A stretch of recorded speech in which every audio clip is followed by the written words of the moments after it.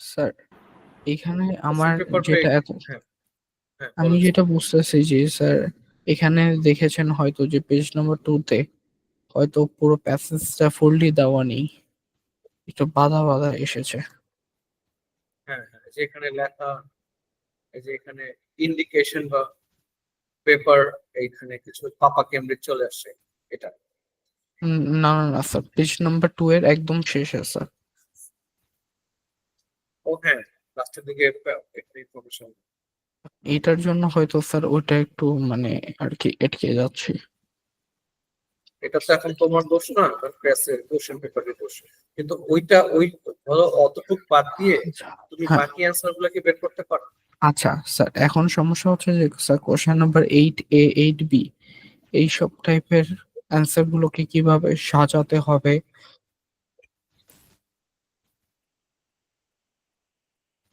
দেখিয়ে 8A explain the fire spread like scuttling mice, line number 19, এবং the fire had tentacles, line 24। আচ্ছা প্রথমে আমি এই কোশ্চেনটা জন্য sir explain A and B. হ্যাঁ হ্যাঁ হ্যাঁ। আচ্ছা প্রথমে আমি কয়েকটা জিনিস খেয়াল করবো। প্রথম হচ্ছে কি এইটা এক্সপ্লেইন, এখানে আমাদের বলেছে কি যে এক্সপ্লেইন করতে, তার মানে ফায়ার স্প্রেড লাইক স্কাটলিং মাইস, এখানে আগুনটা ছড়িয়ে গিয়েছিল ইঁদুর যেভাবে ছোটাছুটি করে সেভাবে। তো রাইটার এখানে এই কথাটা কেন ইউজ করলো এটা তোমাকে এক্সপ্লেন করতে হবে। তার মানে the writer was focusing on the speed of the fire, the writer was focusing on the way the fire spreaded, কিভাবে আগুনটা ছড়িয়ে যাচ্ছে। যেমন আহ, একটা ইঁদুরকে ছেড়ে দিলে যেভাবে করে এদিক সেদিক সে দৌড়াবে, ফায়ারটাও সেভাবে এদিক সেদিক দৌড়াচ্ছিল। এই রকম একটা এক্সপ্লেনেশন ওন ওয়ার্ডস এ তোমাকে দিয়ে দিতে হবে, এবং এটা খুবই টু দা পয়েন্ট হইতে হবে। মানে দ্য ফায়ার স্প্রেড লাইক স্কাটলিং মাইস, প্রথমে এখানে দেখতে হবে কি দ্য ফায়ার, এটাকে বোঝানোর কিছু নাই। স্প্রেড ছড়িয়ে যাওয়া, এটাও তুমি জানো। স্কাটলিং মাইস, স্কাটলিং ওয়ার্ডটা যে পাওয়ারফুল। স্কাটলিং দিয়ে কি বোঝাচ্ছে, যেটা কিনা এদিক সেদিক, মানে এটা কোনো স্পেসিফিক দিকে দৌড়াবে না, যে কোনো দিকেই দৌড়াবে। স্কাটলিং ওয়ার্ডটা দিয়ে এই মিনিংটা আসতেছে। তো তখন তুমি এই লাইনটাকে তুমি এমন ভাবে এক্সপ্লেন করতে হবে যাতে কিনা রাইটার এখানে কি বোঝাতে চেয়েছে ওই সেন্সটা আসে। এখন তোমার কোশ্চেন থাকবে যে স্যার এটা আমি লিখবো, কত বড় লিখবো বা কত লাইন বা কি থাকতে হবে। দেখো এখানে তোমাকে অ্যান্সারের কোশ্চেনের পাশে লেখা আছে 4, তার মানে তুমি যদি এখানে কিন্তু মাঝখানে দেওয়া আছে অ্যান্ড, এ অ্যান্ড বি, তার মানে তোমাকে দুইটাই অ্যান্সার করতে হবে। তো এ এন্ড বি অ্যান্সার করে তুমি পাচ্ছ 4, তার মানে তোমাকে এক একটা কোশ্চেনে তোমাকে 2 পয়েন্টস করে অ্যান্সার করতে হবে। মানে তোমাকে এটা এক্সপ্লেন করতে তোমাকে 2টা পয়েন্ট থাকতে হবে। মানে আমি যখন এক্সপ্লেন করব এখানে যাতে 2টা, যেমন আমি স্কাটলিং কে বলতে পারি ফায়ার স্প্রেড ছড়িয়ে গেল স্কাটলিং মাইস, এখানে স্প্রেড তো দরকার নেই ধরানোর, আমি স্কাটলিং এবং মাইস, মাইসের কথা কেন এখানে রাইটার ইউজ করলো, স্পিড, স্কাটলিং কেন ইউজ করলো, নো স্পেসিফিক ডিরেকশন। তাহলে আমি কিন্তু 2টা পয়েন্ট পেয়ে গিয়েছি এখানে। ওয়াসিফ বুঝতে পারছো? জি স্যার। আমি কি ক্লিয়ার নাকি ক্লিয়ার? হ্যাঁ হ্যাঁ হ্যাঁ, না ক্লিয়ার। নেক্সট হচ্ছে গিয়ে দ্য ফায়ার হ্যাড টেন্টাকলস। তো এইখানে কিন্তু একটু আগে 2টা অপশন ছিল আমাদের, কিন্তু এখানে একটা মাত্র অপশন। কিন্তু আমাদেরকে 2 পয়েন্টে বের করতে, কারণ আমাদের স্কোর করতে হবে 4 পয়েন্টস, 2 করে 4। তো দ্য ফায়ার হ্যাড টেন্টাকলস, তো টেন্টাকলস দিয়ে টেন্টাকলস কাদের থাকে? টেন্টাকলস থাকে অক্টোপাসের, স্কুইডের, মানে কি অনেকগুলা ছড়ানো হাত পা। তার মানে ফায়ার, ফায়ারের অনেকগুলো ছড়ানো হাত পা ছিল। Fire had tentacles, the fire was trying to reach every direction, অনেক দিকে সে, যেমন একটা অক্টোপাসের কয়টা পা থাকে? 8টা পা।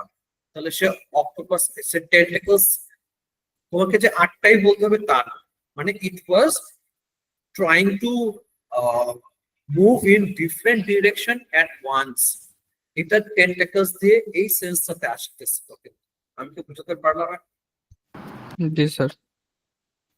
না আমি কি ক্লিয়ার নাকি তুমি জাস্ট আমাকে খুশি করার জন্য জি স্যার বলছো? না না না, ক্লিয়ার স্যার। ওকে, এখানে আমাদের এখানকার সাকসেস হচ্ছে কি এটা, যে রাইটার এক্স্যাক্টলি কোন ওয়ার্ডটা দিয়ে কি বোঝাতে চাচ্ছে এই সেন্সটা যদি আমরা করে ফেলতে পারি, you will get your 2 marks. Sir বুঝছি। হ্যাঁ বলো। স্যার মানে আমার তো স্টেটমেন্ট অফ এন্ট্রি দিয়ে দিয়েছে।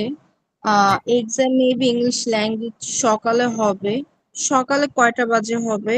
সকালে এ লেভেলস এর এক্সাম মানে খুব সম্ভবত 11টার সময় হয়। তারপর তুমি দেখবে স্টেটমেন্ট অফ এন্ট্রির ভিতরে একটা ইয়ে আছে, একটা বুকলেট আছে, বুকলেটে তোমার টাইমটা দেওয়া থাকে। স্যার বুকলেটে তো টাইম পেলাম না, দেখি আপনাকে বললাম এখানে জাস্ট এভিনিউ যেটা টোকিও মোহাম্মদপুরে ওইখানে আমার সিট পেয়েছে। ওই একটা একটা বইয়ের মতো আছে, ওটা খুলে পেজ নাম্বার 3 তে যাও। ওকে। পেজ নাম্বার 3 আর তে গেলে তুমি আমার লং এক্সামও স্যার একই দিনে পড়েছে, ওটা পিএম এ হলে তাহলে ওটা কয়টা বাজে হবে? পিএম মনে হয় 3টার সময়। না, আমাদের ও লেভেলস এ হচ্ছে গিয়ে এএম 3টার সময়, পিএম ফাইবার হচ্ছে রাইট গিয়ে পেয়েছি স্যার। 7টার সময়। তো না তোমাকে স্যার কিন্তু 3টা বাজেই হবে। এক্সাম স্টার্টিং টাইম 11 AM আর আফটারনুন হলো 3 PM। ঠিক আছে। ওই পেজ নাম্বার 3 দিয়ে থাকার কথা। জি স্যার পেয়েছি, থ্যাংক ইউ স্যার। তাহলে আমি লিভ নি। Okay thank you sir. Sir আল্লাহ হাফেজ। মিস্টার ওয়াসিফ, আর কোন রকমের হেল্প? না স্যার। মিস্টার ওয়াসিফ, স্যার শুনতে পাচ্ছেন? হ্যালো। তোমার কোনো সাউন্ড পাওয়া যাচ্ছে? স্যার আমি শুনতে পাচ্ছি। ও ওয়েট, আমি ডিসকানেক্ট হয়ে গেছি। হাউস ক্লিক। হ্যালো, হ্যাঁ স্যার শুনতে পাচ্ছেন আমাকে? আমি ডিসকানেক্ট হয়ে গেছি। আর it's not your problem, my problem. বলেন স্যার। না ওই স্যার, না সমস্যা হচ্ছে না আর। ওকে, আমরা কি তাহলে নেক্সট 8 এর পরে 9 10 এগুলো স্যার। কি তুমি অ্যানসার করতে পারবা? আর অসুবিধা স্যার, নেই, তুমি না পারলে আমার থেকে দেখে নিও, সমস্যা নেই। আমি একটু চেষ্টা করি, যেহেতু স্যার প্রথম তো আসলে। Please please. আচ্ছা মিস্টার আলী রহমান, কিছু বলতে চাচ্ছিলেন আপনি? স্যার স্যার আমার যে টিউটি রাইটিং আছে স্যার, বুলেট বুলেট পয়েন্ট যখন লিখবো তখন কি আমার মানে প্যাসেজ থেকে যখন আমি ইনফোগুলো যখন নিবো তখন কি আমার বলতে হবে যে আমি এক্স্যাক্টলি কোন লাইন থেকে নিচ্ছি? না না না না, জাস্ট এটা তো আর তুমি অ্যানালাইসিস করতেছো না যে তোমাকে প্রথম লাইন থেকে নেওয়া হয়েছে। এখানে তুমি বলবা যে আমাদের, সাপোজ তোমাকে যদি বলা হয় যে তুমি কি কি ধরনের গেম পছন্দ করো, তোমাকে জিজ্ঞেস করেছে, আর তোমাকে অ্যান্সার করতে হবে প্যাসেজ থেকে। এখন প্যাসেজে লেখা আছে ফুটবল, হকি, তারপরে ক্যারাম বোর্ড। তো তখন তুমি বলবা আমি ফুটবল পছন্দ করি, হকি পছন্দ করি, ক্যারাম বোর্ড পছন্দ করি। মানে তুমি প্যাসেজ থেকে ওই কথাগুলো নিয়ে তোমার তোমার লেটারের ভিতর পেস্ট করে তুমি সেট। ফুল লেটার থাকবে, ফুল অ্যান্সার থাকবে, মানে আমার ল্যাঙ্গুয়েজে আছে। আর তুমি লিখতেছো কিন্তু ইনফরমেশন গুলো প্যাসেজ থেকে আসছে। বুঝতে পারছি। স্যার ইনফরমেশন শিট কিভাবে করবো আর কি? ইনফরমেশন শিট, দাঁড়াও।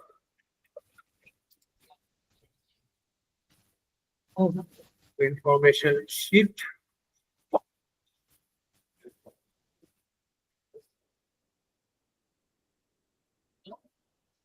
কোন কোশ্চেনটা sir?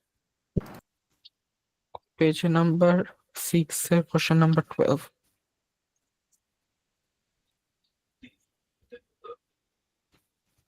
Write an information sheet encouraging tourists to visit Stockholm. আচ্ছা সাপোজ তুমি একটা টুরিস্ট এবং তোমাকে আমি একটা শীটে ইনফরমেশন দিতে চাচ্ছি স্টকহোমে ভিজিট করার জন্য, যাতে এনকারেজ করতে চাই। তাহলে এটা কি হবে বলো তো? এটা একটা লিফলেট হবে, উপরে লেখা থাকবে ভিজিট স্টকহোম বা the fun begins at Stockholm. দেওয়ার পরে নিচে আমি স্টকহোমে, এখানে 4টা পয়েন্ট দেওয়া আছে। যে প্রথম প্যারাগ্রাফ থাকবে স্টকহোমের ইন্ট্রোডাকশনটা, তারপর তুমি কোথায় কোথায় থাকবা কি না, সাইট সিইং মানে তুমি কি কি 4টা তুমি প্যারা করবা, 4টা প্যারাতে কোন কোন প্যারাতে কি কি ইনফরমেশন দিয়ে দিতে হবে ওটা বলে দিয়েছে। আচ্ছা, মানে একটা এস এর মতো লিখতে হবে তাই তো? জি না স্যার, এসে বলেনি কিন্তু। রাইটার এখানে বলেছে writer information sheet. Information sheet মানে কি? It can be a leaflet, not an essay. Leaflet পড়েছো? ধরো তুমি রাস্তা দিয়ে হেঁটে যাচ্ছ, একটা লোক তোমাকে একটা হাতে কাগজ ধরে দিল, উপরে লেখা হচ্ছে সেল 20% অফ টাইটেল, ভিতরে আবার তুমি দেখলে যে ভিতরে লেখা আছে যে একটা জামার দোকান, যেখানে এই এই জামা পাওয়া যায়, ইনফরমেশন দেওয়া আছে, ইন্ট্রোডাকশন, কি কি কাপড় আছে, তারপরে ওয়ের টু ফাইন্ড, কোথায় কোথায় তুমি এটা পাবা, কি কি পাওয়া যাবে ওখানে, সাইট সিং এর জায়গায় শপ সিং, ওখানে তুমি কি কি দেখতে পাবা আরো, তারপরে হোয়াট টু ব্রিং ইন, তুমি সাথে কি বেশি বেশি টাকা নিয়ে যাবে তোমার সাথে কেনার জন্য। That's it. বুঝছো? এটার জন্য কি আলাদা ফরম্যাট বা? এটার জন্য একটা আর্টিকেল ফরম্যাট হয়। তুমি মনে হয় তুমি ক্লাসরুমে গেলে একটা ওখানে ডাইরেক্টেড রাইটিং বা সেকশন বি ফরম্যাট বলে একটা নোট আছে, ওটা তুমি ডাউনলোড করো, আর যদি না পাও আমাকে বলো, আমি তোমাকে দিও। ঠিক আছে, ওকে। সেকশন বি বা ডাইরেক্টেড রাইটিং বলে একটা নোট। আচ্ছা, নিচে আরেকটু বলেছে যে রাইট অ্যাবাউট 1 to 1.5 সাইডস, এটা বলতে কি বোঝাচ্ছে? Right about 1 to 1.5 sides allowing the, এটা হচ্ছে কি যে মানে পেজের এক পেজ কিংবা 1.5 পেজ এইটা। ও আচ্ছা, বুঝছি।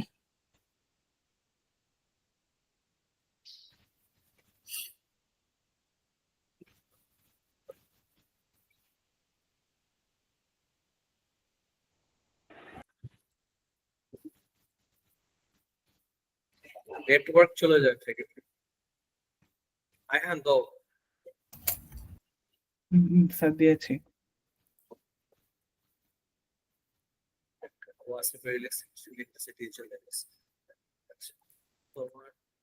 দুইটা কেন? একটা হচ্ছে কি ক্লাসরুমের টা, একটা হয়েছে স্যার আপনি আপডেট করবেন যে 500, আরেকটা হয়েছে অ্যানালিসিস।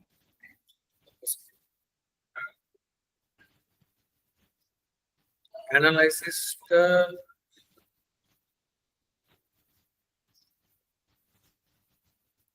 কি এক্সপ্লেন করবো বলো একটু? মানে কোশ্চেন নাকি প্যাসেজ কি? স্যার আপনি ওই দিন করেছিলেন, ওই যে কিভাবে আনসার করব কোশ্চেন পেপারটা, ওইটা আপনি দেখাইছিলেন যে মানে কিভাবে আনসার করব, কি কি পয়েন্টস লিখবো, কি নিয়ে লিখবো, অ্যানালাইসিসটা মানে আনসার কিভাবে করেন, ওইটা আপনি দেখাইছিলেন। ওইটা আরেকবার একটু দেখাইলে চাচ্ছিলাম, দেখা দিতে।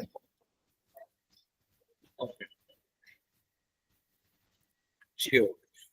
প্রথমে আমরা করবো কি স্যার, আমরা কোশ্চেনটা পড়তেছি। এটা তো মনে হয় ইয়েতেও থাকে, সেদিন এক্সপ্লেন করেছিলাম, এখানেও থাকতে পারে।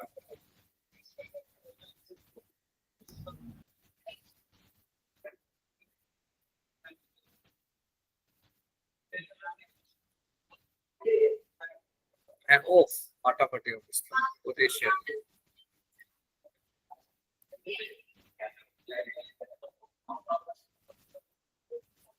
এক্সপ্লেনটা এখনো আছে। আচ্ছা স্যার, ক্লাস রেকর্ডিং আপনার কাছে? রেকর্ডিং আছে মানে নয়ন স্যারের কাছে, আর যে লেখালেখিটা এখন আছে। যেভাবে এক্সপ্লেন করেছিলাম রেকর্ডিংটা স্যার নয়ন স্যারের কাছে নাই, আমি জিজ্ঞেস করতেছিলাম, উনি বলতেছে কি ওনার কাছে নাই, দেখে আবার জিজ্ঞেস করছি একটু দেখা দিতে। সমস্যা নেই। আমাদের দেখি কি লিখতেছে। প্রথমে এই যে এটা দেখো, আমাদের এখানে কোশ্চেনটা পড়বো। কোশ্চেনটা পড়ার পরে আমাদের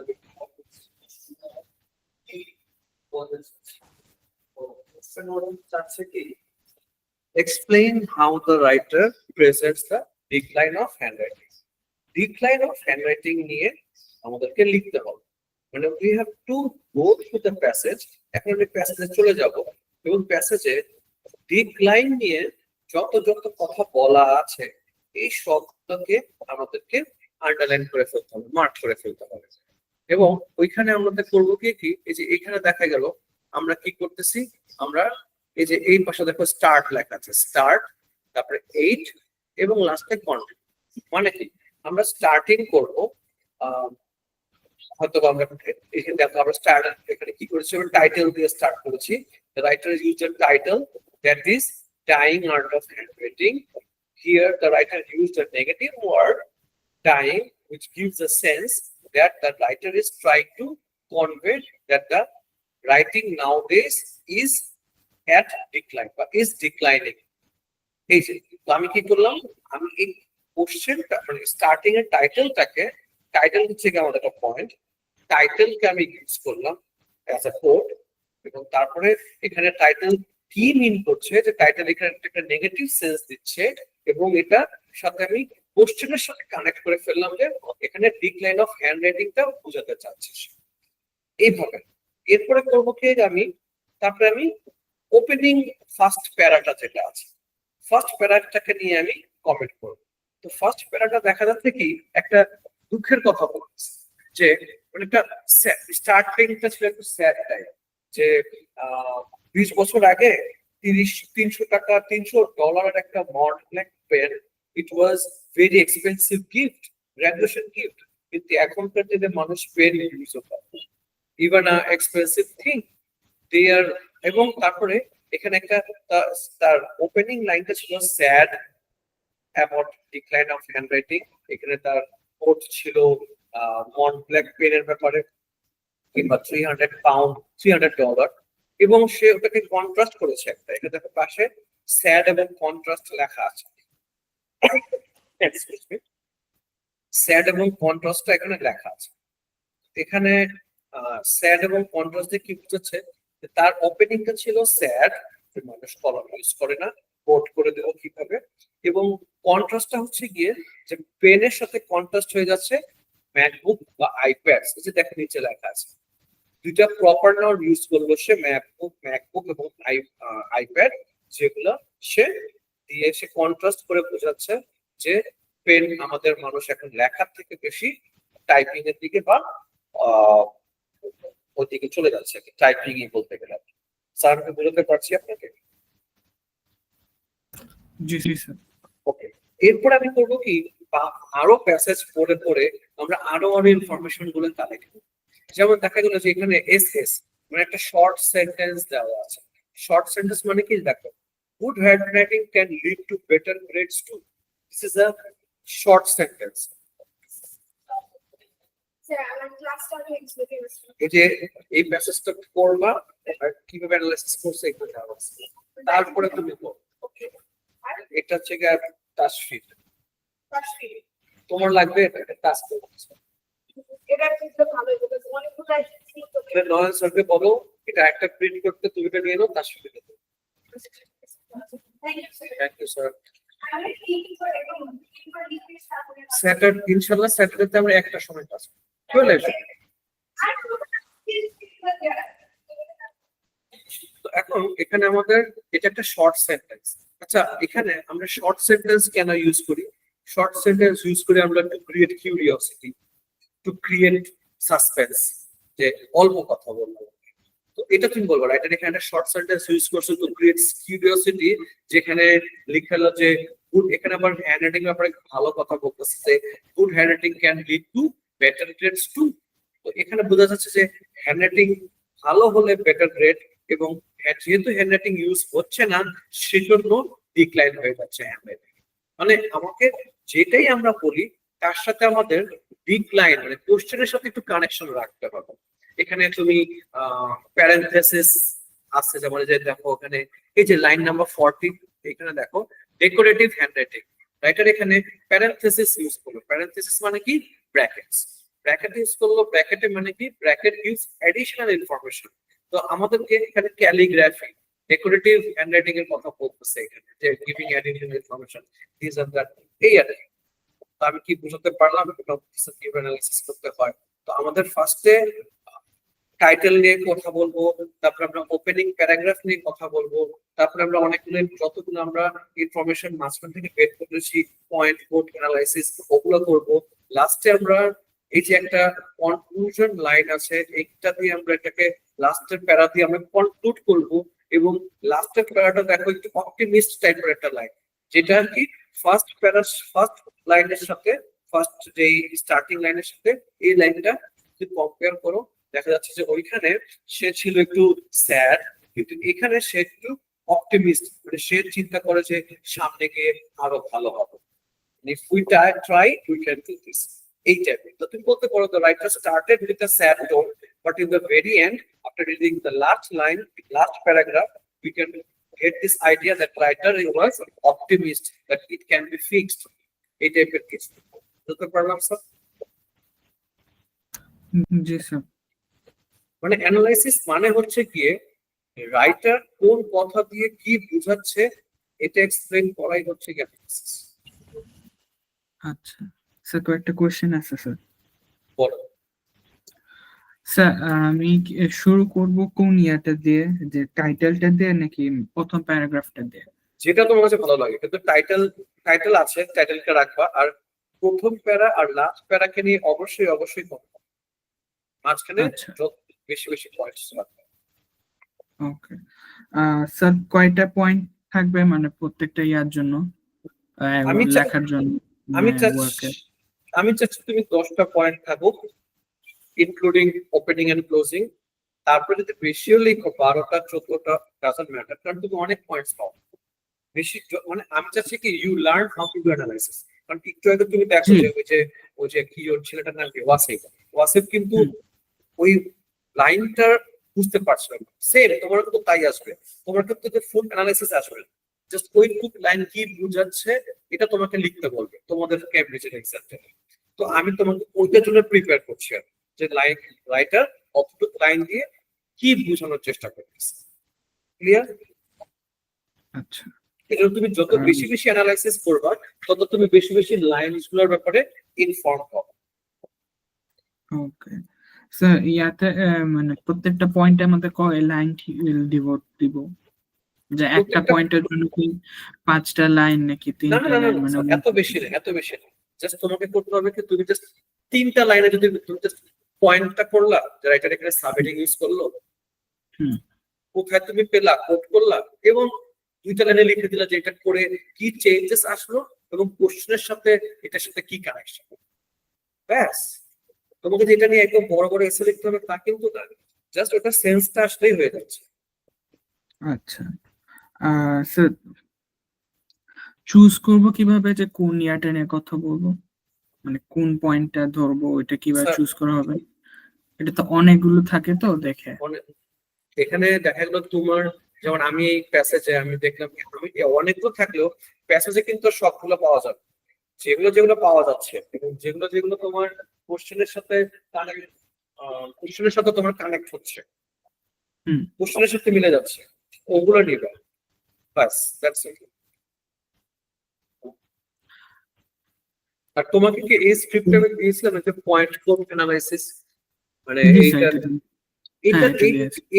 এটা অবশ্যই অবশ্যই ইউজ করবে। এটা খুব ইম্পর্টেন্ট। এটা তুমি পড়ে পারলে এটা বাসায় বসে মুখস্থ করবে, ইট উইল হেল্প আউট।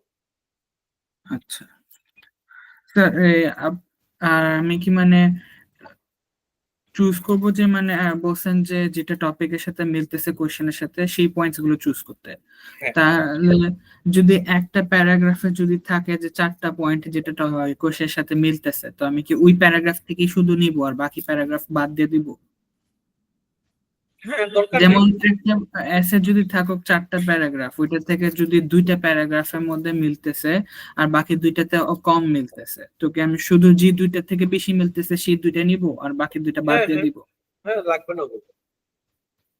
তোমার যদি আচ্ছা, তো মানে দুইটা প্যারা থেকে 10টা পয়েন্ট হয়ে যায়, তাহলে তো বাকিগুলো হাতে দরকার। আচ্ছা, কিন্তু তো মানে একটা কথা আছে স্যার, প্রত্যেকটা প্যারাই কোনো না কোনো কারণে লেখা হয়।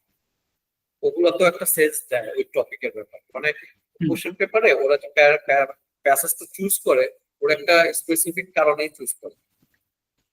আচ্ছা, তো প্রত্যেকটা তবে প্যারাগ্রাফ ইনভলভ করার দরকার নাই যদি না না, নেসেসারি না লাগে? যেটা বেশি ইম্পর্টেন্ট লাগে পড়বা, যেটা অত বেশি লাগতেছে না দরকার নেই। ওকে, আচ্ছা স্যার। আর কিছু স্যার? No sir. চলে যাও, আল্লাহ হাফেজ, গুড নাইট। ওকে স্যার, আল্লাহ হাফেজ।